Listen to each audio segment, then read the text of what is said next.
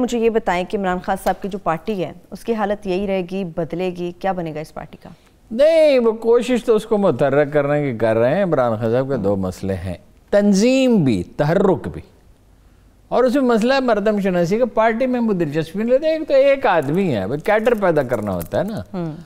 جب جناب رسالت مآب مدینہ منورہ سے تشریف لے جاتے جنگوں کے لیے، یا کسی بھی غرض سے جاتا تو جنگوں کے لیے جانا پڑتا، یا عمرہ کرنے کے لیے تشریف لے صلح حدیبیہ جب ہوئی، ہر دفعہ ایک نیا امیر مقرر کرتا، تربیت کی لوگوں کو ذمہ داریاں سونپی۔ بلال کیا تھے؟ جناب عمر فاروق کیا تھے؟ وہ تو تاریخ کی عظیم ترین ہستیوں میں کیسے شامل ہوئے؟ عمر فاروق اعظم نے ایک دفعہ کہا تھا اسلام نے ہمیں عزت بخش دی، ورنہ ہم کیا تھے؟ ذمہ داریاں ڈالی نا، تعلیم دی، تربیت کی۔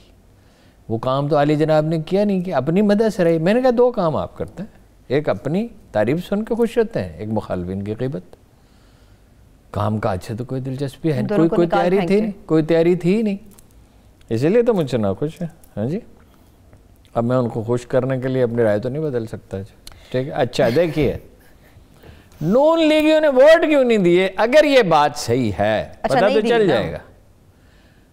اگر یہ بات صحیح ہے، اس لیے کہ پالیٹکس زرداری کے ہاتھ میں جا رہی تھی، اس کی لائن چل رہی تھی، وہ کیوں یوسر رضا کو ووٹ دیتے؟ پھر یہ ہے کہ جو خاتون تھی امیدوار، وہ ان کا جو امیدوار تھا سینٹ کے لیے، پی ٹی آئی کی تو فوزیہ ارشد صاحبہ تھیں، اور ان کی جو امیدوار تھی نون لیگ کی جو تھے وہ شازیہ مرزا، اس کو ووٹ، ان کا کہنا ہے پیپلز پارٹی والے نے اس کو ووٹ نہیں دیے۔ انہوں نے کہا ہم نے دیے یوسر رضا گیلانی کو، انہوں نے نہیں دیے۔ یہ اندر یہ گفتگو ہوتی رہی۔ ٹھیک ہے، اب نون لیگ کیا سوچ رہی ہے؟ پھر نون لیگ کیا سوچ رہی ہے؟ اگر یہ بات صحیح ہے کہ شہباز شریف صاحب نے اس کو سیبوٹاج کیا ہے، اچھا، تو نون لیگ ایک تو نواز شریف کے بیان سے ظاہر ہے زیادہ جارحانہ رویہ اختیار کرے گی، ہاں جی، مگر اس جارحانہ رویے سے نواز شریف صاحب کو پچھلے 4-5 سال میں ملا کیا ہے؟ میں اس کا گواہ ہوں، تفصیل نہیں بتا سکتا، کہ مثالی انڈرسٹینڈنگ تھی ملٹری لیڈرشپ میں اور وزیر اعظم۔ میں اس کا آئی وٹنس ہوں، آئی وٹنس، یہ میں آپ سے کہہ رہا ہوں۔ ایک تفصیل مجھے معلوم تھی، اور اچھا تھا بھائی، مل کے چلتے، تبادلہ خیال کرتے۔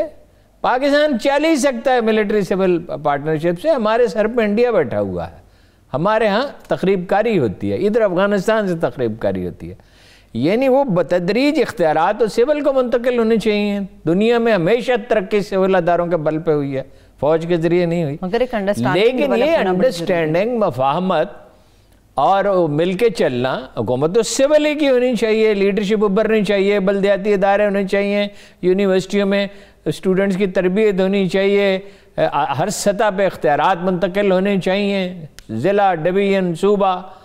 یہ جس طرح صوبہ چلایا جا رہا ہے، یہ کوئی جمہوریت تو نہیں ہے، یہ اور پختونخوا تو بالکل ہی مطلب یہ ہے کہ ٹیلی فون پہ چلایا جا رہا ہے۔ لیکن نواز شریف کو اس سے حاصل کیا ہوا؟ ایک چیز حکمت ہوتی ہے، دانائی ایک چیز ہوتی ہے۔ میں نے آپ کو بتایا تھا، اتنا سخت خط لکھا مصر کے گورنر جناب عمرو بن العاص نے حضرت عمر کو، اس کے الفاظ میں آپ کو بتاؤں، الفاظ مجھے یاد ہیں۔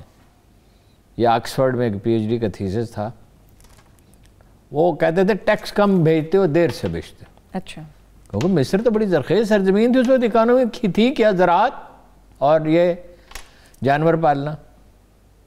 عمر میں تمہیں جانتا ہوں، امیر المومنین نے لکھا، عمر میں تمہیں جانتا ہوں، عمر میں تمہیں جانتا ہوں، تم مجھے جانتے ہو، میں تمہارے باپ کو جانتا ہوں، تم میرے باپ کو جانتے ہو، مجھے اس طرح کے خط نہ لکھا کرو۔ انہوں نے معزول نہیں کیا اس کو، اس کا موقف ہی گویا مان لیا، لہجے کی تلخی بھی برداشت کر لی کہ بھئی فتح اس نے کیا، نظم و نسق ٹھیک چلا رہا ہے، ایک ٹیکس کا ہے نا اختلاف، تو میں اس کا موقف مان لیتا ہوں۔ وہ آئے جناب عثمان غنی، ان کے مرتبے میں کوئی کلام نہیں ہے، ہر منتظم اپنے فیصلے کرتا ہے، اپنی ٹیم بناتا ہے۔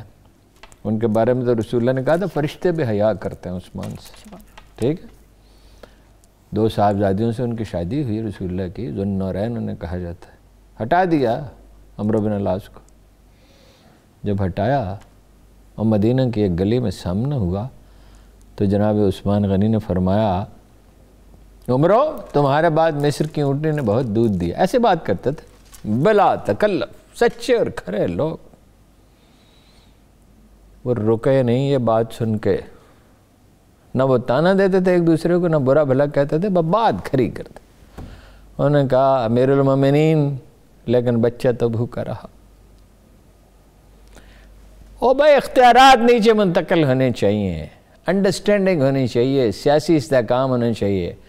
اگر یہ بات درست ہے تو پی ڈی ایم کی صفوں میں اختلاف گہرا ہوگا اور ریاکاری کریں گے، دکھانے کے لیے اتحاد کا مظاہرہ کریں گے، چڑھ دوڑنے کی کوشش کریں گے، لیکن حقیقتاً جو کچھ مجھے معلوم ہوا اگر وہ صحیح ہے کیا کہ انہیں کوئی اسلام آباد جانے کی اجازت نہیں دی جائے گی اور کریک ڈاؤن ہوگا، سادہ الفاظ میں پٹائی ہوگی۔ شیخ رشید صاحب تو ویلکم کرتے ہیں ہمیشہ جب بات کرتے ہیں، حکومت کیا کرے گی اگر لانگ مارچ شیخ رشید صاحب نے تھوڑی پالیسی بنانی، شیخ رشید صاحب نے تو یہ بھی کہتا ہے عمران خان سے کہ سوئفٹلی جیتے گا اپنا وزیر خزانہ صاحب، کیا نام ہے، عبدالحفیظ شیخ، سوئفٹلی جیتے گا، میرا 60 سال کا تجربہ ہے۔ شیخ صاحب کو دعویٰ کرنے کی عادت، شیخ صاحب غیر ذہین آدمی نہیں ہے، سمجھتے ہیں بہت سی باتیں درست بھی ہوتی ہیں، لیکن جس آدمی کو اپنی ذات پہ بہت اصرار ہو جاتا ہے اس کے اندازے غلط ہونے لگتے ہیں۔ ٹھیک ہے، آپ کا میں مطلب پھر مثال دیتا ہوں آپ کو اسی آدمی کی، صلاح الدین کی اور ٹیپو کی۔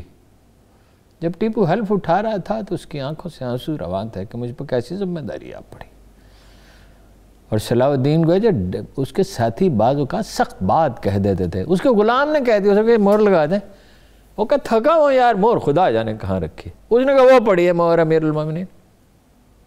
لوگوں نے برا منایا کہ بھیا آپ اس طرح بات کرتے ہیں، وہ تو محض ان کا حکمران تھوڑی تھا، ان کا ہیرو تھا، لافانی ہیرو۔ انہوں نے کہا کوئی بات نہیں یار، اس نے دیکھ لی ہے۔ ایک دفعہ اپنے بھتیجے کی شہادت کی خبر آئی، بیٹھے تھے رو پڑے، تو ان کے ساتھی نے جن کی بائیوگرافی بھی لکھی ہے برا بھلا کہا، سخت الفاظ کہے، کہا اس طرح رہتے ہیں مجلس میں بیٹھ کے، تو معذرت کی انہوں نے 2 دفعہ معذرت کی۔ بات یہ ہے، یہ جو دعوے تھے عمران خان صاحب میں بھی دعویٰ کرنے کے لیے، میں ٹیکس اکٹھا کر کے دکھاؤں گا، کرو، میں اکانومی ٹھیک کر کے دکھاؤں گا، میں یہ کر کے دکھاؤں گا، کر کے دکھاؤ، کہو انشاءاللہ کروں گا، کوشش پوری کروں گا، ادارے کرتے ہیں کام۔ یہ مسلمان وائزوں نے بڑا خراب کیا ہے کہ جی حضرت عمر ساری رات گلیوں میں پہرے دیتے، سوتے کس وقت تھے؟ اگر ساری رات گلیوں میں عبادت کس وقت کرتے تھے؟ کبھی کبھی تاکہ مانیٹرنگ اچھی ہو، کبھی کبھی کرتے بھی تھے۔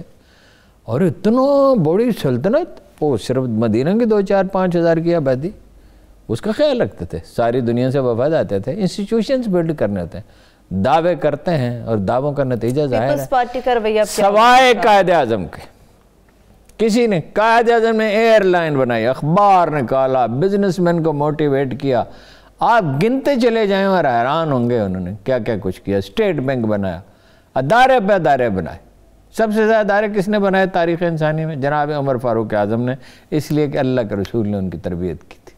26 نئے ادارے بنے۔ تو پیپلز پارٹی کیا کرے گی؟ اب اس کا امکان ہے کہ وہ ایجیٹیشن کی طرف مائل ہوگی۔ پیپلز پارٹی ظاہر ہے جب یہ کوئی نرمی کی نہیں جائے گی، عمران خان کی حکمت عملی صحیح نہیں ہے، پولیٹیکلی اسپیکنگ، اخلاقی طور پہ میں نہیں کہہ رہا۔ یہ جنون پیدا کر دینا اپنے لوگوں میں کہ بدلہ لینا ہے، یہ رسول اللہ کا بڑا صلی اللہ علیہ وسلم، ہاں جی، ہمارے ماں باپ ان پہ قربان، ہماری اولاد ان پہ نثار ہو، انہوں نے بدلے لیتے تھے۔ یہ تو ریاست مدینہ بنانے جا رہے ہیں۔ ریاست مدینہ کو تو لفظ ہی نہیں کہنا چاہیے، ریاست مدینہ تو حضرت ابو بکر صدیق نے نہیں کہا تھا، حضرت عمر نے نہیں کہا تھا، حضرت عمر بن عبدالعزیز نے نہیں کہا تھا ریاست مدینہ تو ماڈرن مسلم اسٹیٹ۔ ان اصولوں کو یاد رکھا جائے، مدینہ تو مدینہ والے کے ساتھ ہے جن کے فضائل شمار ہی نہیں کیے جا سکتے۔ کبھی سورج طلوع نہیں، دنیا میں کسی کو ایک سیکنڈ ایسا نہیں آتا جب درود نہ پڑھا جا رہا ہو، یہ ہے ان کی عظمت۔ یا جناب ابراہیم علیہ السلام کی، ہاں جی، وَجَعَلْنَاكَ لِلنَّاسِ اماما، لفظ غلط نہ ہو جائے، اے ابراہیم میں تجھے انسانوں کا امام بنا دوں۔ آپ کو پتہ ہے یہ کس بات پہ کہا گیا تھا؟ جب انہوں نے کہا مجھے بتا کہ موت و حیات کیا ہے، کہا ابراہیم تجھے یقین نہیں ہے؟ کہا یقین تو ہے، مگر یقین کی گہرائی چاہتا ہوں، دل کا اطمینان چاہتا ہوں۔ انہوں نے یہ کہا یہ پتھر ان کو پوچھتے ہو تم جو حرکت نہیں کر سکتے. یعنی وہ اتنے دلیل اور منطق اور عقل اور دانش کے علمبردار تھے، اور اس پہ اللہ نے ان کو اتنا ان پہ یعنی وہ کیا، لاڈ کیا کہنا چاہیے، حضرت موسیٰ سے بھی کیا بہت، کہ سبھی پیغمبروں کو نوازا. ہاں جی، مگر کہا کچھ سے بڑے ہیں، کہ انہیں کیا کہا جاتا ہے، خلیل اللہ، اللہ کے دوست. جی، حالانکہ اللہ ہے، بندہ ہے. ہاں جی،